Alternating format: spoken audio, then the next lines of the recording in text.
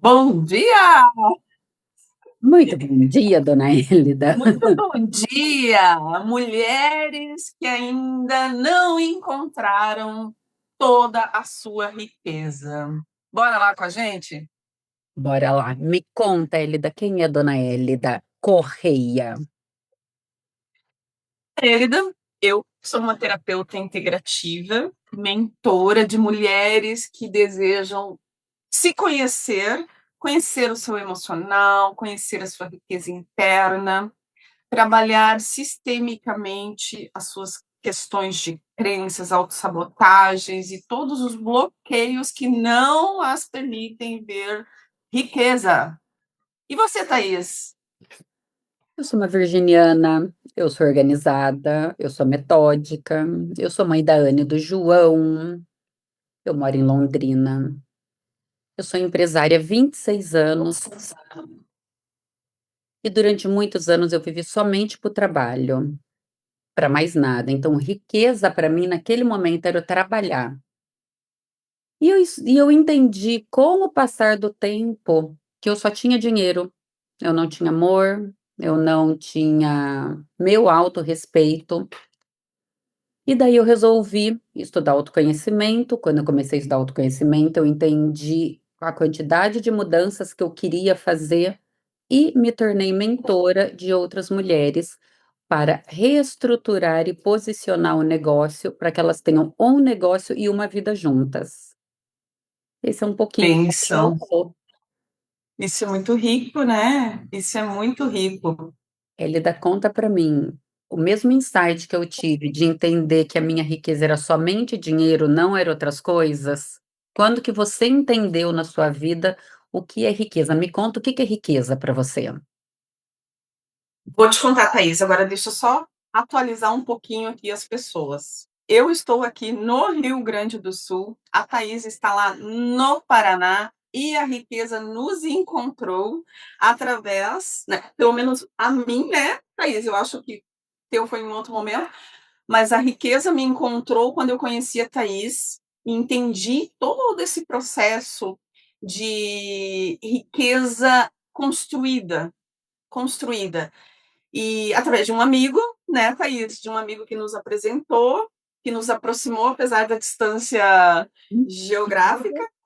E a partir do momento que nós nos conhecemos, eu entendi que eu tinha uma visão de riqueza até então, muito embasada, né, nas crenças do meu sistema, naquilo que eu vivi na minha infância, nos ambientes em que eu circulava. Thaís, para você ter uma ideia, não sei se eu cheguei a contar para você, mas antes de te conhecer, eu tinha pouquíssimos amigos que tinham riqueza material acima da minha, tá?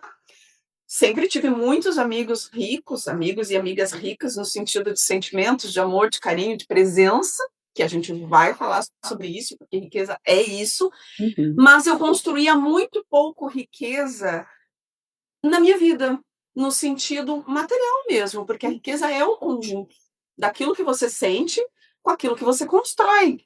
Sim. Então eu vivia nesse conflito interno, porque eu me sentia muito rica, no sentido de sentimento, de amor e de conhecimento, mas ao mesmo tempo não transformava isso numa vida segura, confortável, com prazer.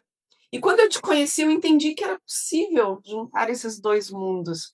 Então eu desconstruí muitas crenças sobre o dinheiro a partir da tua amizade. E eu sou muito grata por isso.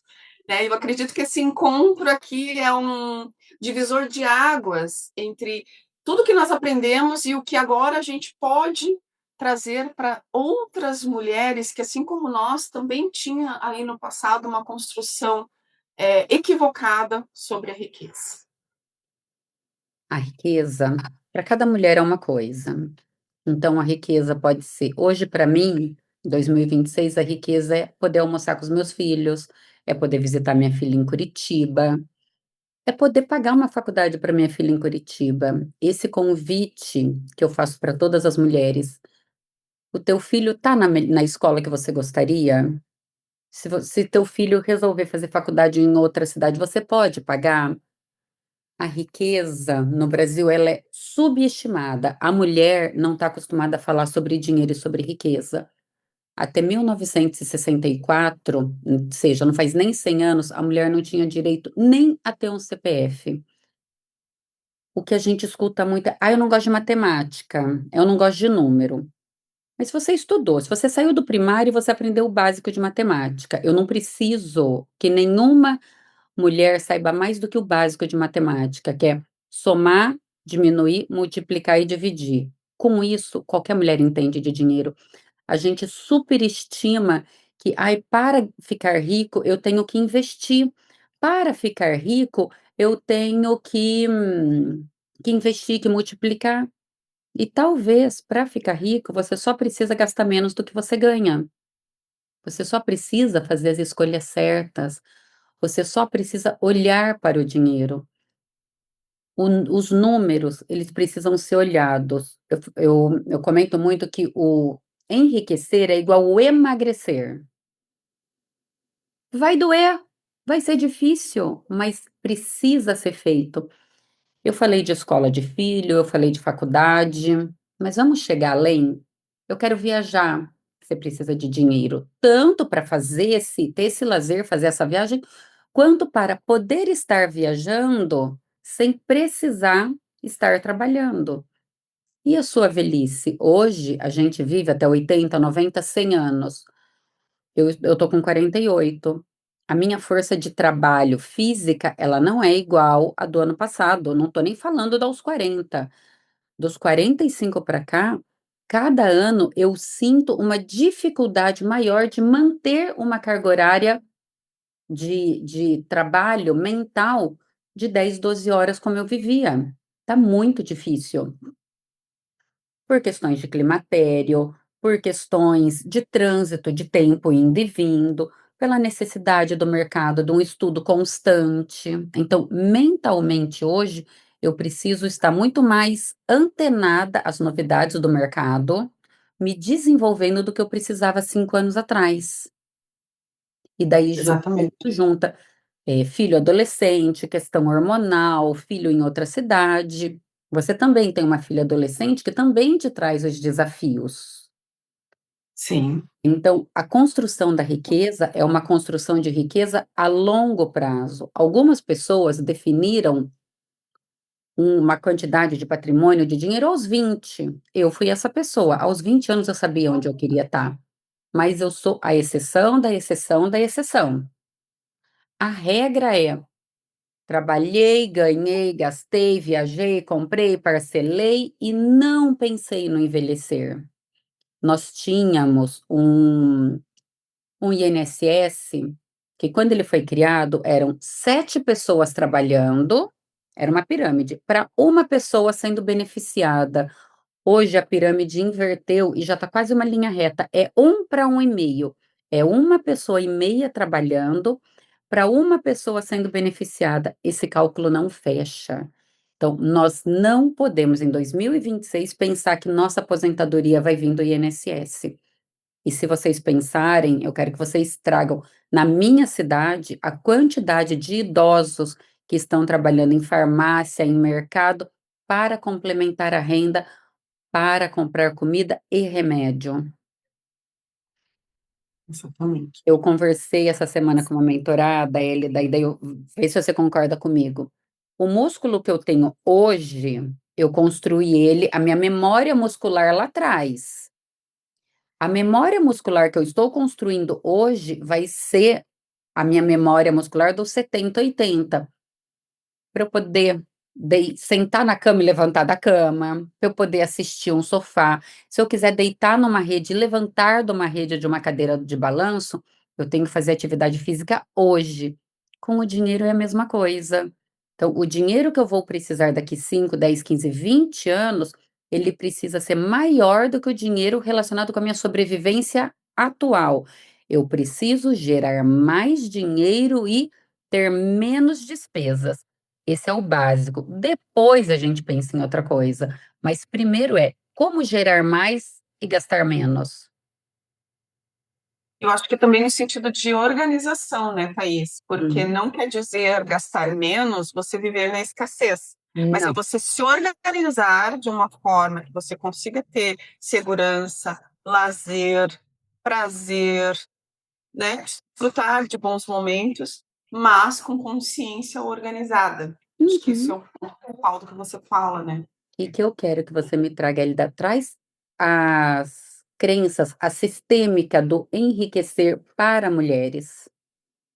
Então, enquanto você estava falando, eu já estava lembrando milhões de histórias, né, Thaís? Mas, assim, eu acho que a principal delas, tá? Quando você fala assim, que mulheres, você construiu riqueza aos 20, tem mulheres que às vezes passam a vida inteira trabalhando muito, usando dinheiro e vai olhar, não tem, né? Não construíram nada, né? Eu acho que, assim, apesar que eu construí, né, um patrimônio, mas eu tinha em mente essa crença do meu sistema familiar que eu precisava me matar trabalhando para poder construir algo. Então eu precisava estudar muito, eu sempre gostei muito de estudar, tanto que estou na segunda graduação aí de psicologia, mas era um esforço que exigia o meu tempo, a minha liberdade, a minha saúde mental, a minha saúde física. Então, por muitos anos antes, né, eu tinha essa mente de que eu precisava sofrer, doer. E de onde vem isso, né? E eu precisei entrar nesse mundo da visão sistêmica, das terapias sistêmicas, para entender que eu repetia um padrão do que eu via dentro da minha casa. Então, o que, que eu via? Meu pai chegava cansado, às vezes viajava a semana inteira. Meu pai era caminhoneiro, então ele chegava, as mãos calejadas, cansado, suado, né? E com dinheiro. Uhum, Ele trazia o dinheiro para dentro de casa. Minha mãe era do lar. Então, eu via nele esse símbolo do que representava a entrada da riqueza material dentro de casa. Era sofrida. Então, como que eu faço? Por amor ao meu sistema, eu vou lá e faço igual. Porque nós queremos pertencer. E dentro da nossa mente, sistemicamente, a gente acha que se a gente fizer diferente, a gente não pertence mais. E isso é humano, nós todos queremos pertencer. Então, por amor a gente permanecer no nosso sistema e a gente continuar pertencendo, a gente vai lá e continua fazendo igual. Então, eu olhava para o dinheiro como algo pesado. Eu nunca me esqueço que num grupo de. É um grupo de rainhas que nós tínhamos, que eram das consteladoras, né? Teve uma constelação lá em que ela pediu para a gente dizer o que a gente sentia sobre o dinheiro. E eu nunca me esqueço que o que veio para mim era peso. Isso já faz aí 4, 5 anos, mais ou menos.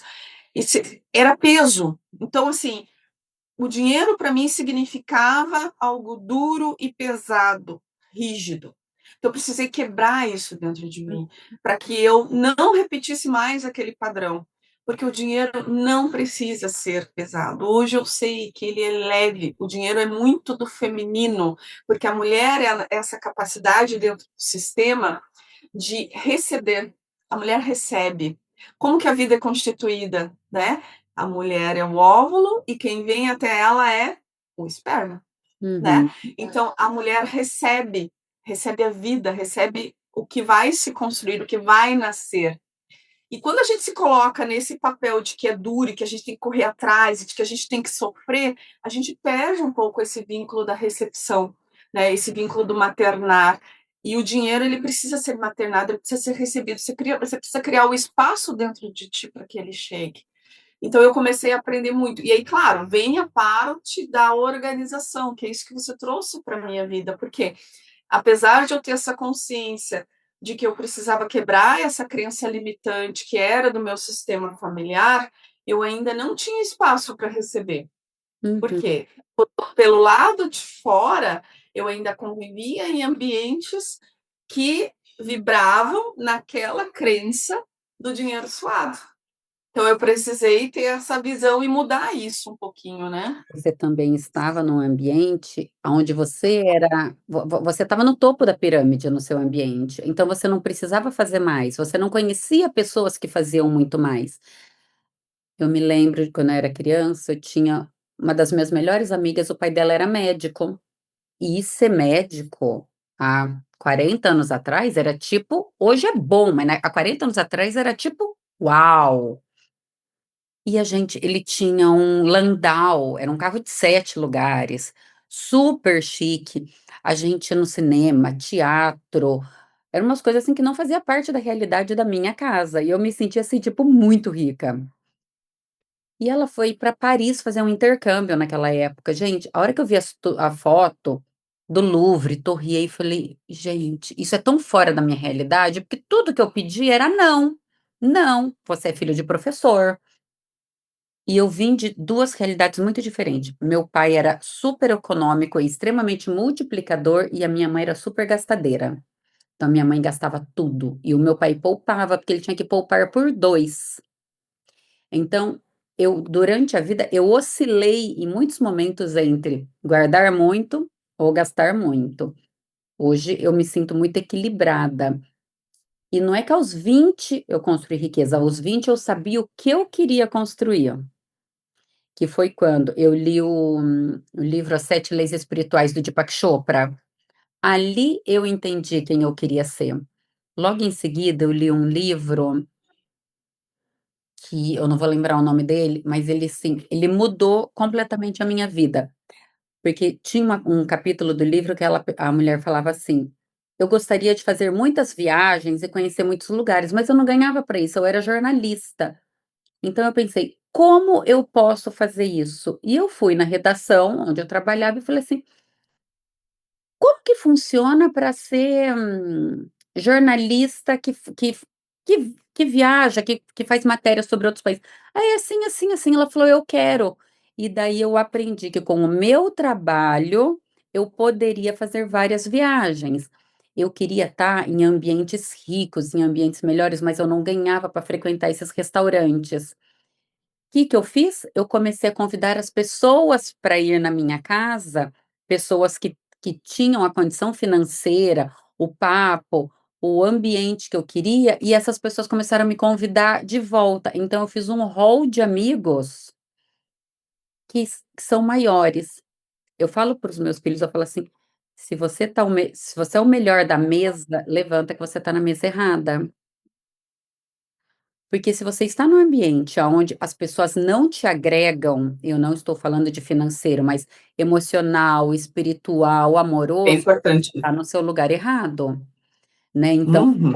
eu conheço muitas mulheres riquíssimas, multimilionárias e que são infelizes tomando antidepressivo, numa pobreza espiritual e amorosa imensa. Então o dinheiro é mais do que ele te proporciona um bom médico, um bom remédio, a estar com a sua família, mas você também tem que estar aberto para poder receber isso. Você comentou o quanto que o dinheiro era pesado. Então, por mais que ele viesse, talvez se ele tivesse vindo ele 10 vezes mais, o peso dele era tão grande que você poderia perder, né? A gente vê, tanto nas minhas mentorias quanto nas suas mentorias, mulheres que fazem dinheiro e batem o carro, fazem dinheiro e ficam doentes. Por quê? Porque ainda existe uma falta de permissão para o dinheiro ficar. Perfeito. Quando Acontece você me mesmo. conheceu, você lembra o tanto que eu era, eu comentei, né, que eu sou organizada, mas o tanto que eu me cobrava, eu tinha que estar fazendo, eu tinha que estar lendo, eu tinha que estar estudando, eu tinha que estar malhando, eu tinha tantos que eu não conseguia sentir prazer em ter dinheiro, porque eu não tinha tempo para gastar o dinheiro, eu não tinha tempo para tomar um café com uma amiga. Eu tinha que abrir a minha agenda e falar assim: "Daqui 15 dias? Daqui 20 dias?". Hoje não, hoje é prioridade eu me olhar. Por exemplo, hoje eu já caminhei às 6 horas da manhã, né. Por quê? Porque eu tenho uma amiga muito querida que eu gosto muito e que a gente caminha às 6 da manhã, porque é o horário que bate na nossa agenda para conversarmos semanalmente. E Terapêutico, né? é Isso é terapêutico. terapêutico. Junto disso, ela tem uma proposta, que eu ainda não topei, mas ela vai fazer o caminho da fé, que vai ali de São Paulo até Aparecida. Então ela vai precisar andar de 20 a 30 quilômetros por dia. Dela me Uau! convidou, eu falei assim: "Eu agradeço o convite, Lu, eu não tô pronta para fazer isso, mas eu tô pronta para treinar com você. Então eu te acompanho no seu treinamento, mas o caminho da fé ainda não tá no meu hall". E o saber falar não é uma riqueza. Você tem dificuldade em falar não, Hélida? Hoje não mais, mas já tive muito. Eu tinha um sabotador que ele me dizia que para eu ser amada eu precisava estar disponível, dizer sim, sorrir sempre. Quem me conhece sabe. Mas isso também foi uma crença que eu identifiquei dentro dos padrões sistêmicos do meu sistema, Uhum. né? A partir do que eu via na minha mãe. Então, minha mãe era uma pessoa que se doou muito, era disponível e ela tinha uma carência emocional grande. E eu segui os passos, segui os passos. Foi aquilo que eu aprendi, né, do ser mulher. Então, o que que eu percebi, né? Inclusive, o último aprendizado foi muito recente, foi no ano passado. Você sabe a história toda do que eu vivi no ano passado. Que quando a minha mãe adoeceu, o corpo físico dela, eu tive uma conversa com ela e eu disse assim: mãe, o que eu acho que tu deixa de maior legado para nós, para mim e para minha irmã, é o quanto a gente precisa se colocar em primeiro lugar e se amar. Uhum. Primeiro a nós, para depois os outros. Porque a minha mãe amou tantos outros que ela se esqueceu dela. Ela não dizia não, ela fazia tudo que pediam para ela. Então, o que, que aconteceu? Eu tive esse fechamento desse aprendizado, esse ciclo no ano passado, que me lembrou isso, da importância de a gente se colocar em primeiro lugar. Muitas vezes a gente aceita as coisas doendo por dentro, guardando nas nossas células o emocional daquele choro que a gente gostaria de chorar e não chorou, daquele não e a gente foi, naquele compromisso que você ia estar ali com pessoas que naquele momento você não queria escutar e você foi, daquela tarefa que ia tomar um tempo para você e não é uma prioridade na sua vida e você aceitou. Então, riqueza começa de dentro. Uhum. Começa quando você entende que você precisa de amor próprio para então ir para a vida, para fazer todo o resto, né, que a gente aprende. Então, sim, eu tinha muita dificuldade de dizer não, e não, eu não sofro mais com isso, como eu sofria antes, né? Era doído. Eu já melhorei muito o meu dizer não. Mas esses dias eu fiz uma atividade da tríade do tempo e eu descobri que o meu circunstancial, que são demandas externas e distrações que não estão na minha agenda, eles ocupam a maior parte do meu dia. E isso me deixa ansiosa, me deixa com exaustão mental. Por quê? Porque eu estou fazendo coisas que me pedem e não o que é prioridade. Então, o que é prioridade acaba virando urgente. Por quê? Porque as distrações me pegam. E não é que é distração de eu ficar em rede social, não, mas é distração de você.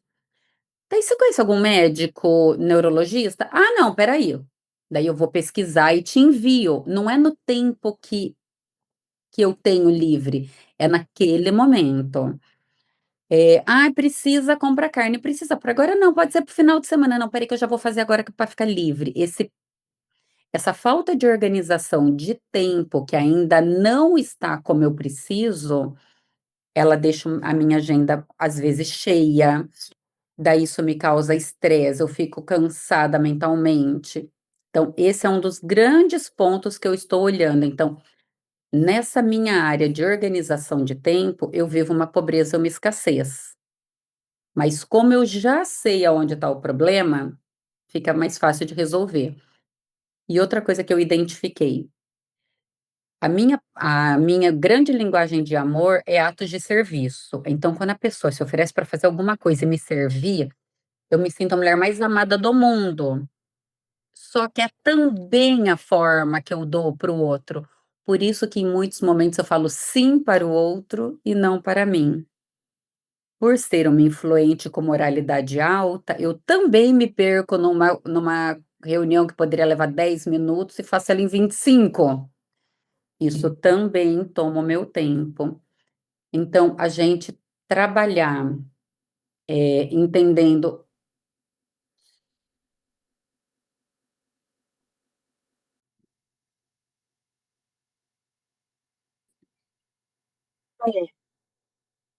E Thaís, eu me lembrei agora, nós falamos lá no início, né, sobre a questão do músculo. O cérebro também é um músculo, tá? E exige disciplina. Então, a gente entender a riqueza também é a gente disciplinar como a gente quer construir essa riqueza dentro de nós primeiro, para que isso se materialize lá fora, né? Então, por muito tempo, eu precisei repetir dentro de mim algumas falas, algumas ressignificações que eu fiz dentro das crenças que eu trouxe lá do meu sistema familiar. E para quem não conhece muito esse assunto, a neurociência está muito avançada, né? E a gente sabe que os nossos neurotransmissores, né, os nossos neurônios, eles estão sempre sendo criados. Então, se foi feito de uma determinada forma até então, você consegue mudar a partir de agora. Basta que você exercite, igual exercício físico. Você não constrói do dia para a noite um resultado. Tem que ter constância, tem que ter disciplina, então, a nossa mentalidade de riqueza também é construída dessa forma, com constância, com disciplina, com querer, com desejo, né? Então, só para complementar essa questão do que é a riqueza para mim, hoje eu entendo que a riqueza é um exercício que a gente faz todos os dias.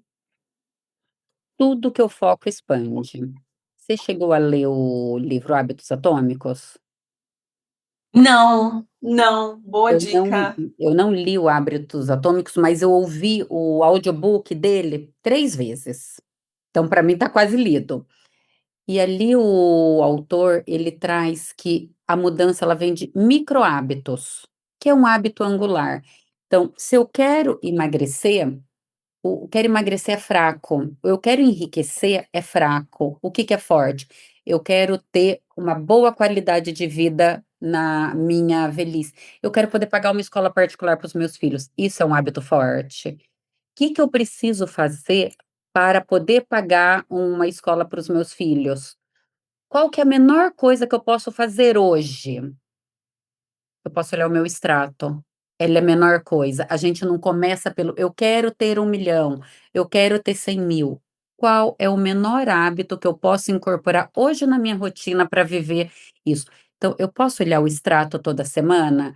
Eu posso o- é, analisar o meu saldo antes de fazer uma compra? Porque no Brasil temos o hábito de usar o cartão de crédito, né? Então você vai passando e fala: "Deus provém, se passou tá tudo vai dar certo". Não, trazer essa consciência de eu vou olhar antes, quanto eu tenho? E o se pagar primeiro, se eu posso me pagar antes. O que que é o me pagar antes? Bom, a Thaís de 80 anos vai precisar de tantos mil para viver. Então eu vou fazer a minha poupança da Thaís do futuro hoje.